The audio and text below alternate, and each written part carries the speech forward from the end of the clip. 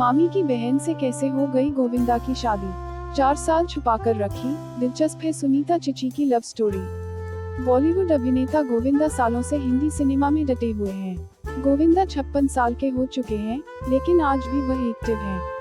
कभी किसी शो में तो कभी किसी फिल्म में नजर आते हैं। सिर्फ 90 के दशक में ही नहीं, आज भी उनकी दमदार कॉमेडी के लाखों दीवाने हैं। तभी तो जब भी कभी टीवी पर उनकी फिल्में आती हैं, लोग घंटों टीवी के आगे बिता देते हैं। एक समय था जब सिर्फ आम लड़कियां ही नहीं, बॉलीवुड अभिनेत्रियां भी उनके पीछे पागल थीं। लेकिन इसी बीच चीची ने अपनी मामी की बहन सुनीता आहूजा से अपनी शादी की खबर से सबको हैरान कर दिया।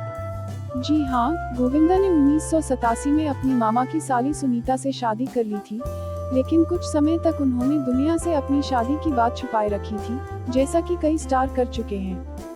हालांकि वह ज्यादा समय तक दुनिया से अपनी शादी नहीं छुपा पाए, क्योंकि उनका सोचना था कि शादी की खबर उनके स्टारडम को प्रभावित कर सकती है।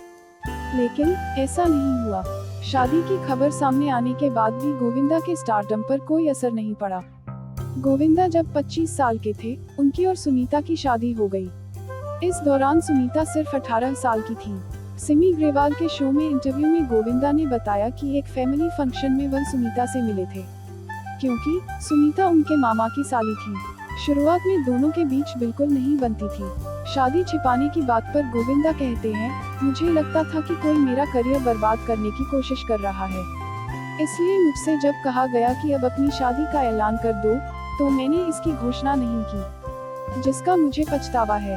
वहीं जब कपिल ने पत्नी सुनीता के साथ द कपिल शर्मा शो में शिरकत की, तो यहाँ भी सुनीता गोविंदा के साथ शादी से पहले की अपनी नोकझोंक के बारे में बात करती दिखी थी।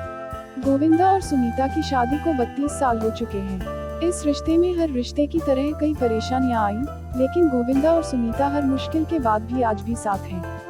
दोनों अक्सर कई शो में साथ शिरकत करते भी दिखे और अपनी सफल शादीशुदा जिंदगी के बारे में बात करते भी देखे गए।